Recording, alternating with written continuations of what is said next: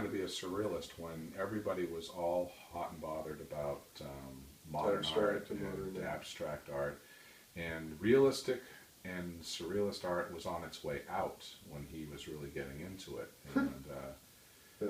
you know, the type of things he wanted to do with painting was not really making cash, so that was part of the problem, I think. What's funny is the painting that goes for these days, pop surrealism and this like new kind of surrealist, he would have been very, very comfortable at galleries now. Like this kind of representational, Yes, but surreal kind of play, things like the Mushroom Harvest, that would have been, or like his surrealist stuff, the dreams, all those things would blow people's minds, I think. A lot of his stuff is based on dreams. He had a dream where he was inverted into the shape of a tuba. Yeah, and that was a waking sensation, as he described it to me, of being sort of his body becoming a bowl shape, sort of like that he could just sort of feel he was stretching into a different form, very peculiar. And then this really interesting dump. I like this one a lot.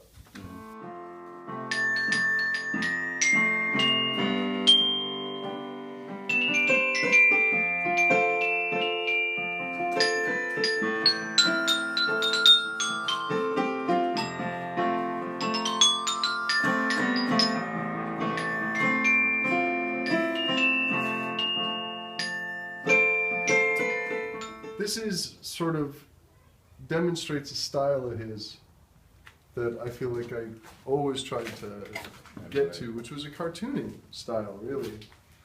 I mean, it's also really good painting, but it's this like graphic, very impactful, very simple, and cartoon-like way of presenting things that I thought, and even the cutout of the moon is this humorous.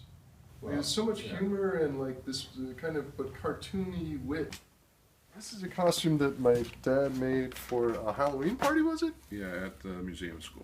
Yeah, Sure. he was he made some amazing costumes in his time, and this one would be one where you'd put it on your head like this. Yes, and you'd walk around. It used to have a lot more purple fur. Yeah, I used to drape more. But like he carved all the teeth and made this jaw system. He was able to walk around and open his big gob. That was pretty cool. Yeah. So that's an amazing one. Heaven's Waiting Room. Heaven's a Waiting Room. Okay. And this is a really great painting. I don't know. Like this one has always struck me as very powerful and evocative. Yeah, just his image maybe of like the most boring place in the world. I don't know. He was not an afterlife guy. Yeah, he wasn't a big afterlife guy. He wasn't a big fan of all of that stuff. And the idea, he thought it would be kind of boring to be up there and just sort of hanging out. And I think he had this like waiting for other people to show. Notion of the emptiness of what an eternity of being this ego, this I, being a person for an eternity in this heaven space with these human artifacts. It was just like his critique, I felt, like in part at least, of the notion of heaven.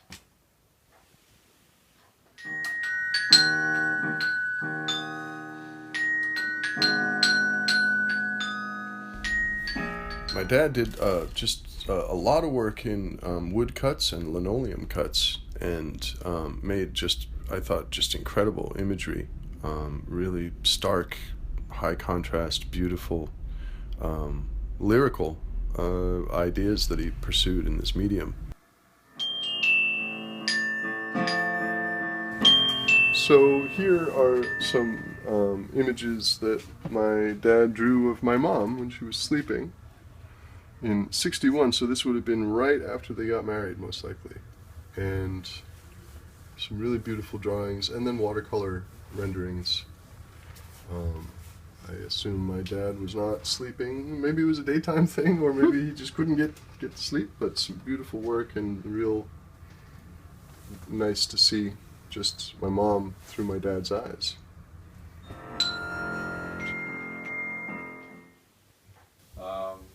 This is part of his milk carton art phase, which he is quite adept at. He has mastered the art form, the medium, and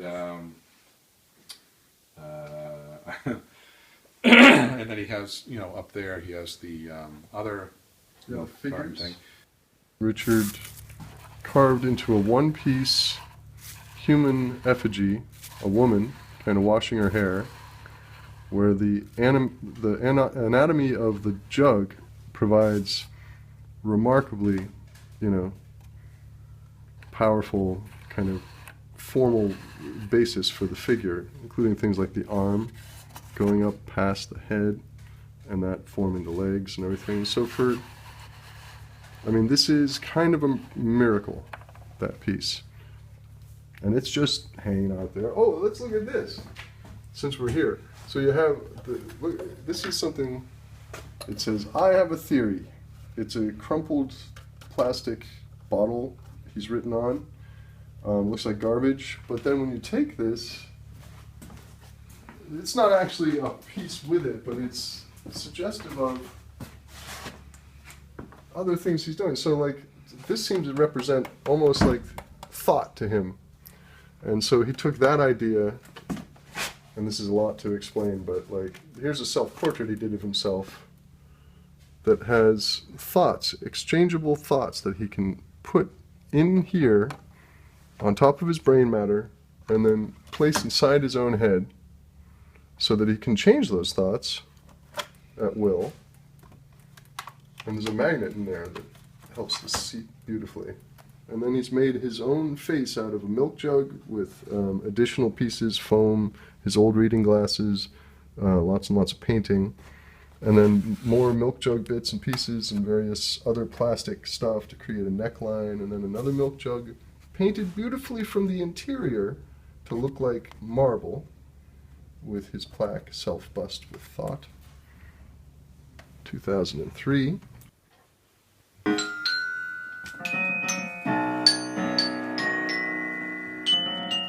This is another moment that's an interesting kind of creation that we just kind of happened on. Nick kind of realized at first that this frog is actually in a kind of position on this speaker, in a sort of an attendance to what we think is kind of a constellation, and then this is maybe some kind of expression of the general sense of being, because he really believed in this shape as being somehow kind of, for a long time he was obsessed that it was descriptive of the fabric of the universe somehow, tetrahedral shape like this. So he made lots and lots of them out of Q-tips and created then other creatures, but it's just another example of the really neat little assemblages. This is a photo he took himself of the arrangement as he perceived it should be.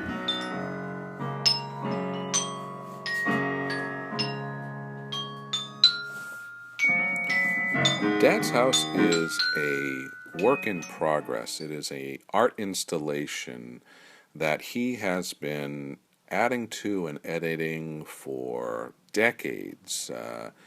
And walking in there, you're going to see his paintings and his sculptures and his found objects, all these treasures that he has collected from dumps and trash cans and the roadside and curio shops and yard sales, all mixed together and put on display in a way that pleased him, and also gives you some sort of insight into the inner workings of his mind. Layered over all of this is his life hacks, all of these little inventions or big inventions that he's created in order to keep the house running the way he wants it to run. It is really just like stepping into his mind when you go into the house. This is what he called, this is something again like he would find something very specific for the job at hand, and this was a hat block. But really it's some kind of plastic. Oh boy. Some kind of, oh my god, look at this. Okay, so then for him, this somehow makes sense and is, oh yeah, okay, so the card he put in here to keep this from riding any further down than that height, because he needed it to be this big. So this is another one of his altered objects, of which there are so many. So he's taken a bit of card to make this into a double height piece so that it's exactly right for his hat block. So it keeps the shape of his hat exactly. And my hat, by the way, is terrible because I didn't block it, so it's all crumpled. His is perfect. Well, I don't know what it's for, but he created a little soft stool to sit on for some project. Sure. So he strapped this on. But this incorporates, right? This incorporates, you know, Three different objects. yes, 3 different objects to make that.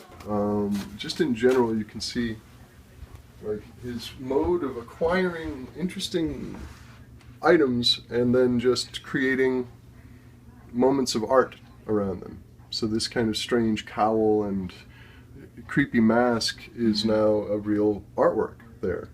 Or even this, when you look at it, like, you know, the way that he would, everything seemed to have a kind of an important, you know, purpose. He would find and repurpose these things in these small aesthetic statements about just everything he was up to. Yeah. And then you can see that, so this was, in the winter, the warmest room in the house was the bathroom, and my dad was big about not putting on too much heat and keeping, you know, temperature control in the winter, big drafty house, so he really just adjusted and became, his office moved into the bathroom.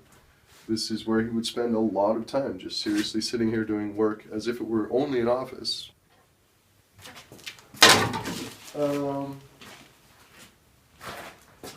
This is the stand for Dad's telescope, which is upstairs. We didn't, but I mean, like, he used to be out on the driveway all the time with this on the hood, looking up at the stars at night. Another kind of, you know, spacer to give him some room, I think, to be Astronomy enthusiast. Yeah, He very tried much. to get us interested, and we'd look through things. I that's true. Awful. I didn't see. I took all that. Stars. Yeah, okay. Mhm. They don't make any sense to me. They're all over the random. How do you? I see the Big Dipper. Okay, I get it. But Yeah. other than that, I occasionally romanticize the idea of wanting to know, but then the amount of, yeah. like, just- it But he seemed just- very dry to actually get in there and know. you knew so much about so many things. He did.